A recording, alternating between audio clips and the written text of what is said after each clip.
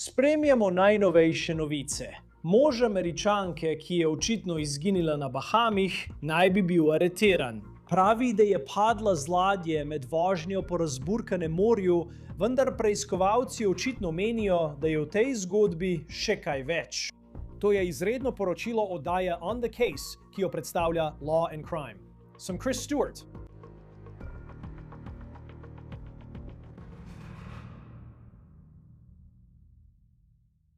V redu, prejdimo k tej šokantni informaciji, ki ji trenutno sledimo. Brian Hooker je v pridržanju. To je pravkar sporočila kraljeva bahamska policija v primeru Lynette Hooker. Tako pravijo oblasti, citiram, policija želi obvestiti javnost, da je bil med nadaljevanjem preiskave 59-letni moški ameriške narodnosti pridržan kmalu po 19. uri. V sredo, 8. aprila, v Marsh Harborju. Trenutno ga zaslišujejo v zvezi s tem primerom. V izjavi policija sicer ne omenja imena Brian Hooker, vendar Associated Press in drugi mediji po svojih virih poročajo, da je aretirana oseba res mož Lynette Hooker. V izjavi za Reuters je pomočnik policijskega komisarja povedal naslednje, citiram, pridržali smo ga okoli 19:30 nocoj v Abaku zaradi dodatnega zaslišanja na podlagi utemeljenega suma, ki ga imamo. Nadalje je povedal, da je bil pridržan kot osumljenec, bil je aretiran. Zdaj ni jasno, ali ima Hooker v času tega posnetka odvetnika, prav tako ni jasno, zakaj je obtožen. In slišali ste izraz utemeljen sum, ki ga je uporabil pomočnik policijskega komisarja v izjavi za Reuters. Ne vemo, kaj so v tej preiskavi odkrili, da so začeli verjeti, da je šlo za kaj več kot le tragično nesrečo, za katero je Brian Hooker trdil, da je bila. Prav tako smo izvedeli, da se v zadevo vključuje ameriška obalna straža. Za AP so povedali, da so odprli kazensko preiskavo. Zdaj, spet, ne vemo natančno, kaj je privedlo do najnovejših dogodkov v tem primeru, vendar je očitno, da se nekaj dogaja. Oblasti iščejo Lynette Hooker že od sobotne noči. Brian Hooker je trdil, da sta se oba peljala na 8 čevljev dolgem čovnu, enem tistih napihljivih čovnov, ki ima lahko motor zadaj in trdo dno. In bila sta na tem čovnu, iskreno povedano, je bilo za dve osebi precej tesno, ko je Lynette padla v vodo. In imela je ključe od motorja. In tisti ključi, po besedah Briana, so šli z njo v vodo in nihče jo takrat ni videl. Brian naj bi trdil, da je moral veslati do obale in da je potreboval ure, da je prišel tja. In do marine ni prišel do nedeljskega jutra, ko je nekomu povedal, kaj se je zgodilo. Nato so poklicali policijo in iskanje se je začelo, poročajo mediji. Krajevne oblasti so povedale, da je bila vetrovna noč in iskreno povedano manj kot idealni pogoji za plovbo s tako majhnim napihljivim plovilom, saj je veter pihal s hitrostjo med 18 in 20 vozli, kar je približno 20 do 25 milj na uro. Oblasti še niso našle telesa Lynette Hooker. Od trenutka, ko je po besedah njenega moža padla v vodo, je minilo že več dni. Eden od reševalnih uradnikov je za NBC News povedal, da trenutno verjamejo, da gre v tem delu zgodbe za iskalno akcijo za najdbo trupla. AP prav tako poroča, da so ameriške oblasti opravile pogovor z Lynettino hčerko Carly Aylesworth, ki je postala ključni del te zgodbe. Medijem je povedala, da sta Hookerjeva, ki sta pogosto delila svoja potovanja po morju na družbenih omrežjih, domnevno imela zgodovino družinskega nasilja. In posebej je trdila, da je Brian domnevno imel težave z jezo in naj bi v preteklosti izrekel resne grožnje njeni mami, Lynette Hooker. V enem primeru je v intervjuju za Fox News pred 2 letoma povedala, da je Brian domnevno grozil Lynette Hooker, rekoč, da jo bo zadavil in vrgel čez krov. Ta par naj bi po poročanju približno desetletje potoval po morju in živel takšno življenje. Več o konkretnih trditvah, ki jih je izrekla hči Lynette, bomo povedali čez trenutek. Rad bi poudaril, da so to zaenkrat le obtožbe. Tukaj je več našega poročanja o iskanju odgovorov glede tega, kaj se je zgodilo z Lynette Hooker. To je bilo posneto pred to veliko prelomno novico. To je video, ki so ga Hookerjevi objavili na svojem YouTube kanalu pred samo 4 tedni z Bahamov. Vidite lahko, kako veslajo po vodni poti na supih. Družbena omrežja tega para, ki sta zelo aktivna na družbenih omrežjih in ustvarjata vsebine, se imenujejo Sailing Hookers. In par bi objavljal video posnetke, kako obiskujeta čudovite kraje na Karibih. Na njihovem TikTok računu piše: "Odplula sva stran od neumnosti, poročen par, ki živi svoje najboljše življenje." In res se je zdelo, ko si gledal te videoposnetke, da točno to tudi počneta. To je njuna zadnja TikTok objava izpred 5 dni, kjer uživata na Bahamih. Po podatkih socialnih omrežij sta ta par pred 3 leti kupila čoln v Teksasu. Velika jadrnica, dovolj udobna kabina, kjer lahko prespiš in se odpraviš na dolga potovanja. In zdi se, da sta Hookerjeva izjemno izkušena na vodi. To je del videa, kjer sta napovedala, da sta kupila ta čoln, pri čemer Brian pleza po jamboru z varnostnim pasom, Lynette pa ga opazuje. Če boš jadrali s takim čolnom in počeli to, kar sta počela ona dva na teh dolgih poteh, in naj bi to počela 10 let, moraš biti res izkušen. Moraš biti ekipa in skrbeti drug za drugega. In zdi se, da sta bila to Hookerjeva. Zdaj, ko vemo, koliko jima je bilo mar za varnost, je to, kar naj bi se zgodilo v soboto zvečer, nekoliko presenetljivo. To je slika, ki je bila del zadnjega TikTok videa, ki sta ga Hookerjeva objavila z Bahamov. Na njej sta oba, kako se peljeta na tem, kar je videti kot čolnič, majhen čoln. Je napihljiv, ima trdo dno, motor zadaj in kot vidite, je res dovolj prostora samo za oba. Po navedbah policije sta bila v soboto zvečer na čolnu dolgem 8 čevljev, ko je po Brianovih besedah Lynette padla v vodo in izginila. Torej je možno, da je to prav tisti čoln, na katerem sta bila.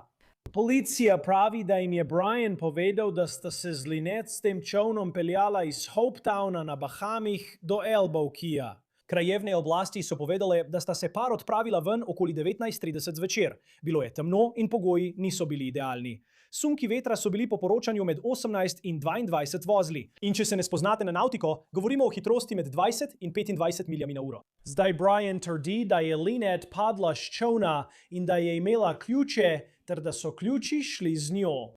In ko pogledate to sliko čolna, lahko ponovno vidite, da na njem ni veliko prostora.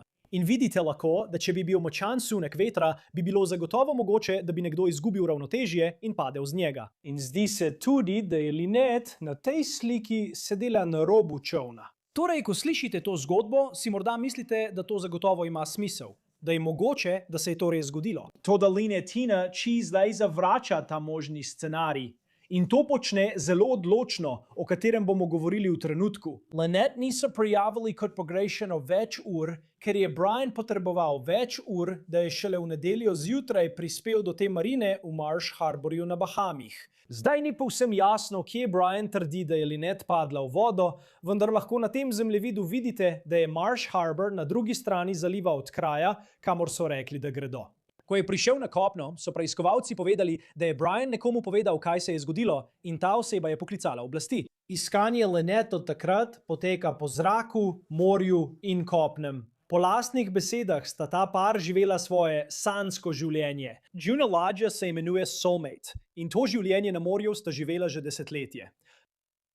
Zdi se, kot da je bilo vse popolno. Vem, da je to klišejsko reči v številnih resničnih kriminalnih zgodbah, vendar naj bi tukaj postalo nekoliko zaskrbljujoče, saj hči Lynette javno izjavlja, da za ta par ni bilo vse popolno. Hči Lynette se imenuje Carly Aylesworth, živi v Michiganu. Brian je njen očim. Za NBC News je povedala, da je po njenem mnenju malo verjetno, da bi njena mama, ki je izkušena jadralka in v dobri formi, citiram, kar padla z ladje. Poleg tega je Aylesworthova v intervjuju za Fox News podala šokantno trditev, kjer trdi, da sta imela Hookersa zgodovino nasilja v družini. Nadalje je v intervjuju za Fox News povedala, da je Brian Hooker v preteklosti domnevno grozil, da bo Lynette zadavil in jo vrgel čez krov.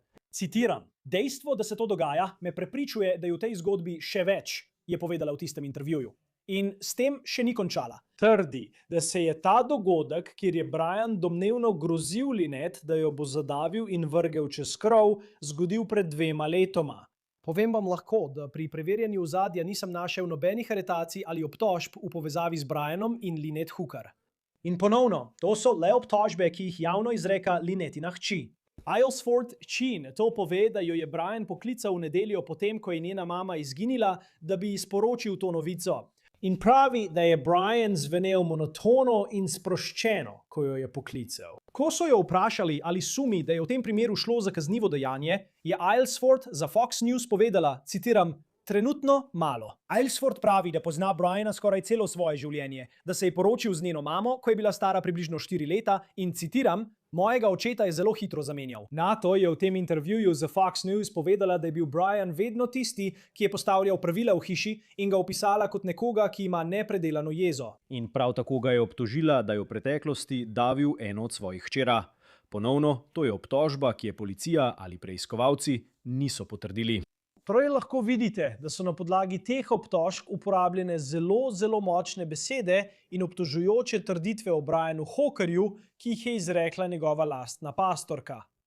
Aylesfordova zdaj zahteva popolno preiskavo o tem, kaj se je zgodilo njeni mami, vendar Brian zdaj daje javno izjavo, o kateri bomo govorili v naslednjem trenutku. Pastorka tudi trdi, da jo je Brian poklical in ji povedal, da so oblasti našle plavalni pripomoček, za katerega trdi, da ga je vrgel njeni mami, potem ko je padla v vodo. Po poročanju NBC News, vodja lokalne gasilske in reševalne skupine, ki od sobote zvečer išče Lynette, zdaj to situacijo označuje kot operacijo iskanja in izvleka. Ameriško zunanje ministrstvo je za NBC povedalo, da sodeluje z bahamskimi oblastmi pri nudenju pomoči v tem primeru. In danes je CBS News izsledil Briana Hookerja na Bahamih. Na spletu je bil objavljen video, ki prikazuje Briana, kako stoji na parkirišču. Vprašali so ga za njegovo plat zgodbe, a na njihova vprašanja ni odgovoril. Je pa na Facebooku objavil izjavo, v kateri je zapisal: Zlomljenega srca sem zaradi nedavne nesreče čolna v nepredvidljivem morju in močnem vetru, ki sta povzročila, da je moja ljubljena Lynette padla iz najinega majhnega gumenjaka blizu Elbow Keya na Bahamih. Kljub obupanim poskusom, da bi jo dosegel, sta naju veter in tokova vedno bolj oddaljevala. Še naprej jo iščemo in to je moja edina skrb. Naša družina je globoko hvaležna prebivalcem Bahamov za njihovo pomoč, še posebej prostovoljnemu gasilskemu in reševalnemu društvu Hopetown, kraljevi policiji Bahamov, kraljevi obrambni sili Bahamov in ameriški obalni straži, ki so neutrudno delali v prizadevanjih, da bi Lynette vrnili k nam. Hvala vsem, ker imate Lynette v svojih mislih in za vašo podporo naši družini v tem težkem času. Konec citata. Poslal sem sporočilo Brianu Hookerju, da bi videl, ali ima kakšen odziv na obtožbe, ki jih je njegova pastorka izrekla v teh nedavnih intervjujih. Prav tako smo bili v stiku s Carly Aylesford, pastorko, in jo povabili, da pride in pove več o tem primeru. To povabilo še vedno velja. Zdaj se nam pridružuje, da bi o tem primeru povedal več. Michael Winkelmann, pomorski odvetnik. Vedno je odlično, da ste z nami na Law and Crime, ko spremljamo nekatere od teh primerov s Karibov. Zgodba Briana Hookerja. So na tem gumenjaku in v nekoliko manj kot idealnih razmerah. In pravi, da je Lynette padla v vodo, ključi so šli z njo, nato pa je moral veslati nazaj na obalo. Kako verjetna je ta zgodba, glede na tvoje poznavanje vode in primerov, na katerih delaš? Mislim, kako verjetna se ti zdi zgodba, ki jo pripoveduje v tem trenutku? Ne prav zelo. Mislim, rad bi mu dal koristi dvoma, ker nočem obtoževati ljudi, preden ni bil izpeljan pravni postopek. Ampak po mojem mnenju je v tej zgodbi zagotovo veliko lukenj. Mislim, resnično, Kris, sta samo dve možnosti. Ali je bila to grozna nesreča ali pa grozen zločin. Torej, ni tako, da bi bilo tam na milijone teorij, če odmislimo možnost, da je to zločin in je bila to le nesreča. To so izkušeni mornarji. Zavedali bi se razmer na morju. Zakaj bi skočili v svoj gumenjak in se odpravili na vožnjo proti obali? Morda je bilo to zato, ker so bile razmere razburkane. Ampak če si res izkušen mornar, se ne boš spravil v tak položaj, razen če se ni zgodilo povsem nepričakovano. Če ni šlo za neznan nevihtni sistem. Ampak iz tega, kar sem videl z neke raziskovanja, je bilo znano, da prihaja hladna fronta, kar je pogosto pri hladnih frontah. Najprej pridejo močne nevihte, torej so tam zagotovo luknje, Kris.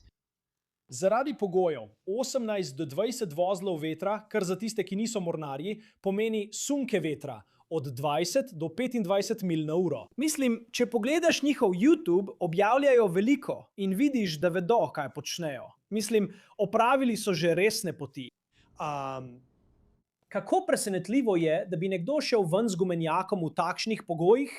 Ja, točno tako. Zelo presenetljivo. Razen, če so poskušali ubežati nevihti. To bi se mi zdelo verjetno, da so morda poskušali doseči kopno, zato so to poskušali narediti. Ampak če bi bilo to res, bi si spet mislil, da bi odšli veliko prej. Ja, in če greš ven ob 19:30 zvečer, je tema. Veš, pri tem je še nekaj. Ne zdi se, da bi ljudje, ki redno skrbijo za varnost, kot se zdi, da oni, to storili. Hkrati pa, kakšne so možnosti, da bomo našli telo Lynette Hooker? Vem, da so lokalne oblasti povedale, da je to zdaj bolj akcija iskanja trupla. Minilo je že nekaj dni. Po besedah Briana je ponoči padla z gumenjaka v vodo. Kaj se pravzaprav zgodi v tem delu preiskave? Statistika kaže, da če te ne najdejo v prvih 24 urah, so tvoje možnosti za preživetje izjemno majhne. Tudi meni se zdi, da je v Brianovi zgodbi o tem, kako je padla v vodo in kako ni mogel priti do nje, še več lukenj. Vem, da če bi bila moja žena v vodi, bi morali biti na plovilu rešilni jopiči. Mislim, naredil bi vse, kar bi lahko in najverjetneje bi skočil v vodo, da bi rešil svojo ženo. Torej, iz mojega vidika je v tej zgodbi še več lukenj. Torej, če si na tej točki bahamska oblast in poskušaš ugotoviti, kaj se je zgodilo, do zdaj nimaš trupla. Vse to se je zgodilo sredi noči. Nima ključev plovila. Pravi, da je veslal nazaj na obalo do Marsh Harborja. Mislim, kako se lotiš te preiskave, da bi poskušal ugotoviti, ali je njegova zgodba resnična? Ja, mislim, to je v bistvu osnove kriminalistične preiskave. Seveda sem jaz vedno na civilni strani, ko se ljudje poškodujejo in zastopam v civilnih zadevah, ampak konec koncev preiskava ni tako zahtevna v tem, kar bi jaz naredil v primerjavi s tem, kar bi naredile kazenske oblasti. Ampak imel boš omejen nabor podatkov. Mislim, glavna stvar bo Brianova zgodba in ali ji verjamejo. Veš, če bi imeli priložnost preveriti njegovo raven alkohola v krvi, da bi ugotovili, ali je bil pijan, ampak kakšen je bil razlog, da so šli tja? So šli tja, da bi se izognili slabemu vremenu, ali so šli tja v bar? Mislim, jaz sem rojeni Majemčan, veliko časa sem preživel na Bahamih in v Karibih in tam je veliko zabavnih barov na kopnem, na Bahamih. Včeraj so komentirale, da so bili pivci in da je bilo v odnosu nekaj nestanovitnosti.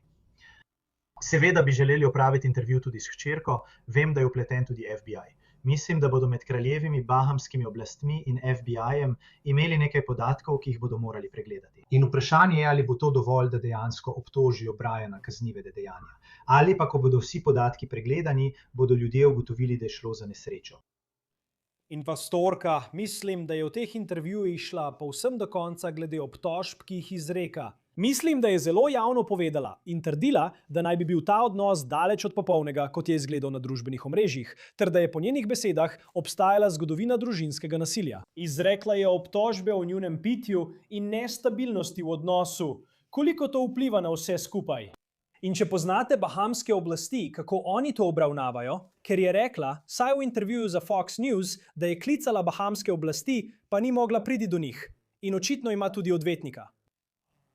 Koliko lahko to dejansko vpliva na poskus ugotavljanja, kako je Lynette Hooker v tistem trenutku šla čez krov? Mislim, da ima to precejšno težo. Mislim, da je bilo ime Carly. In Carly zdaj jasno izpostavlja zelo močno zgodbo o zelo burnem odnosu med ljudmi, ki so veliko pili in da sta imela nestabilen odnos. In to so zagotovo dejavniki, ki bi jih vsaka preiskovalna oblast upoštevala in jim dala veliko težo, da bi resnično sestavili koščke sestavljanke. In zdi se, veš, drugi del tega je tudi, da je rekla, da je Brian zvenel monotono in mirno, ko jo je poklical z novico. In po eni strani ne vem, kako bi jaz reagiral. Veš, če bi moral jaz opraviti takšen telefonski klic, hkrati pa je to nekdo, ki je očitno veslal zelo daleč nazaj do obale, ker ni imel ključev za motor, potem ko je ona padla v vodo.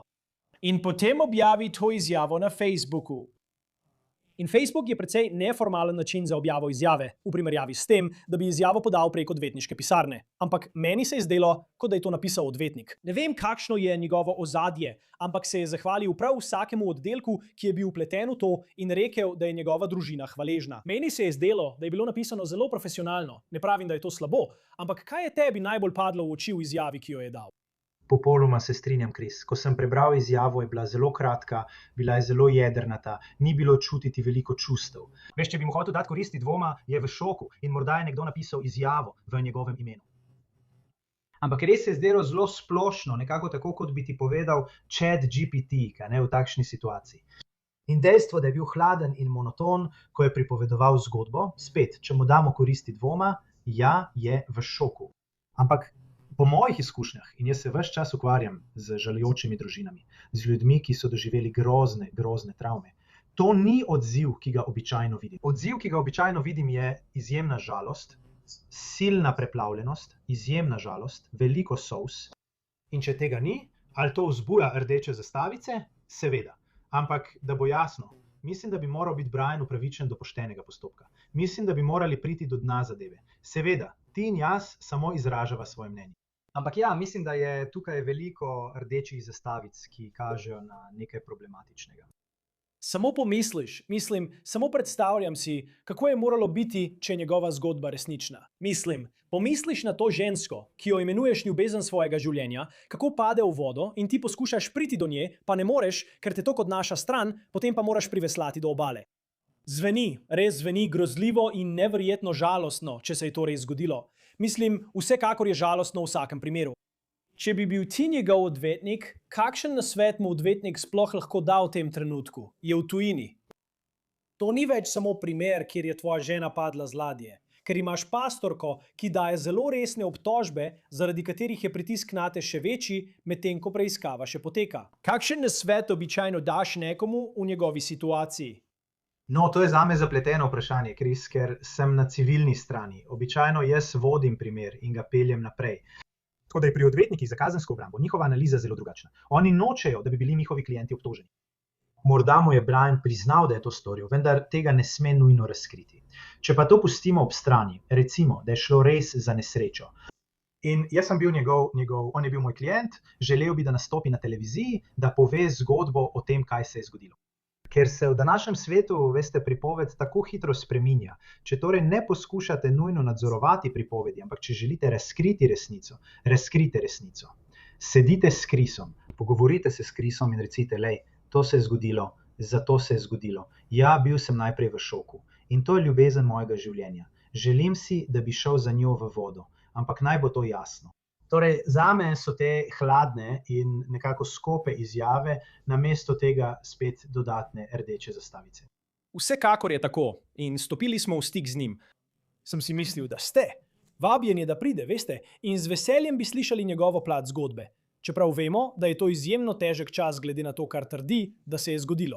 Ali je v tem trenutku verjetno, glede na to, kako bahamske oblasti ravnajo v nekaterih teh primerih, in vem, da ste vi na civilni strani, ali je prost? Ni bil obtožen, ampak glede na Bahamce, ker iskanje še poteka, če bi želel oditi nazaj v Združene države, ali bi lahko to storil?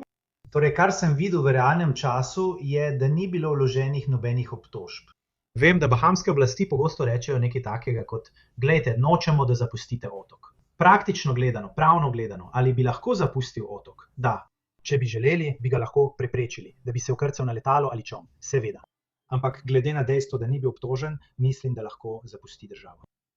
In sprašuješ se, če ima odvetnika, nekoga, ki mu svetuje, kot naprimer, če bi zdaj odšel, kakšno sporočilo bi to poslalo? Tudi če je popolnoma nedolžen in je bila to grozna nesreča. Kako Bahamci ravnajo pri takšnih iskanjih in v nekaterih teh primerih? To je očitno zelo priljubljena turistična destinacija. Veliko ljudi z ladjami, ne samo ljudje kot Hooker, ampak jaz sem živel v Južni Floridi. Zelo enostavno je prepluti z ladjo, recimo, do zahodnega konca Bahamov. Kako se Bahamši odzovejo v primerih, kot je ta? Mislim, da so odlični. Po mojih izkušnjah, in imel sem opravka z njimi več desetkrat, so zelo strastni ljudje. Zadevam želijo priti do dna. Pogosto sodelujejo z FBI-jem. Zelo so dobri pri svojem delu, še posebej Kraljeva Bahamska pomorska agencija. Mislim, da so odlični pri preiskovanju nesreč. Včasih ljudje mislijo, da so morda preveč povezani s križarskimi družbami. Seveda to ni primer križarke, ampak ker je industrija križarjenj vložila toliko časa, truda in denarja v regijo, ampak ne morem reči, da je to res. Po mojem mnenju so odlični. Mislim, da bodo prišli do dna zadevi. Na voljo imajo omejen nabor podatkov, ampak poglejmo, kaj bodo uspeli ugotoviti. In ko gre za ameriško zunanje ministrstvo, FBI, vem, da so izdali, zunanje ministrstvo je izdalo izjavo, da sodelujejo z oblastmi. Jasno je, da gre za primer na Bahamih. In kot ste omenili, so v tem res dobri in imajo veliko izkušenj s takšnimi primeri. Ampak kako pravzaprav ta pomoč izgleda, ko zunanje ministrstvo ali FBI reče, da pomagajo? No, torej, ja, zgodilo se je na Bahamih, torej je to primer na Bahamih, ampak zgodilo se je ameriškemu državljanu. Zato ima FBI pristojnost in se lahko vključi toliko, kolikor želi. Očitno ima FBI ogromno dela. Tako da izginotje Linet ni nujno njihova glavna prioriteta. Torej, mislim, da bo FBI, če meni, da so za to namenjena ustrezna sredstva, temu zaupal. Pogosto v primerih pogrešanih oseb takoj posreduje obalna straža. Vzpostavijo iskalno mrežo, izvedejo celotno iskanje in preiskavo, oziroma kot temu pravijo tukaj, iskalno akcijo za najdbo trupla. Ne poznam obsega prizadevanj obalne straže, vendar so neverjetno dobri pri iskanju trupel. Zato upam, da so bili v določeni meri vključeni v reševalne operacije. Ja, in tudi ti začneš o tem razmišljati na tej točki. Veš, v veliko teh primerih trupel preprosto ne najdejo. Veš, pred kratkim smo imeli tisti primer iz Barcelone z ameriškim študentom, ki je na koncu umrl.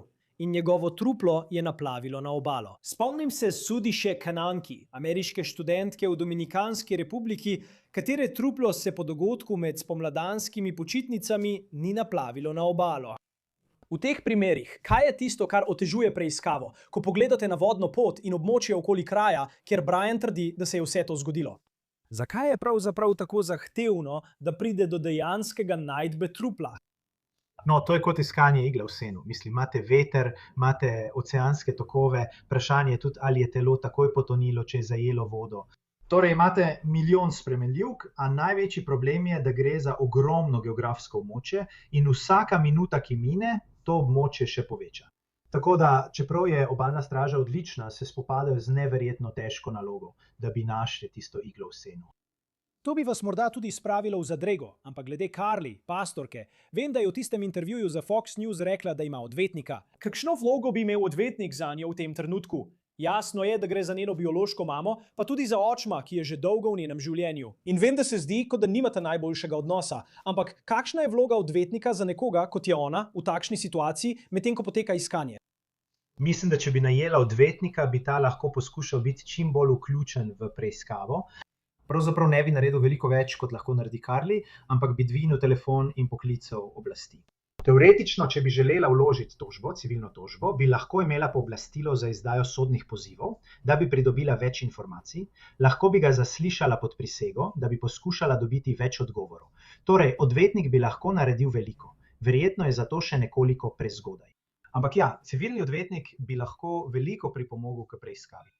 Ne nujno na kratki rok, ampak bolj na daljši rok. Naprimer, če bo čez 6 mesecev še vedno več vprašanj kot odgovorov, bi zagotovo lahko vložila tožbo. Zagotovo bi lahko imela odvetnika, ki bi opravil njegovo zaslišanje pod prisego, kar je v bistvu seja vprašanj in odgovorov, da bi poskušal dobiti več informacij, prav tako pa bi lahko pridobila kakršnekoli zapise, da bi ugotovila, ali je imel kakšno življenjsko zavarovanje, ki ga je sklenil za ženo. Ali je bilo izplačano kakšno življenjsko zavarovanje. Torej bi civilni odvetnik zagotovo lahko nekoliko bolj poglobljeno raziskal primere. Ja, in to je dober poudarek glede financ. Pravzaprav ne vemo. Mislim, trenutno sta upokojena, veliko potujeta in imata to jadrnico. Kako dolgo običajno traja takšno iskanje? Vem, da smo zdaj v fazi iskanja ostankov. Domnevno naj bi se to zgodilo v soboto zvečer, zdaj pa se pogovarjamo v sredo.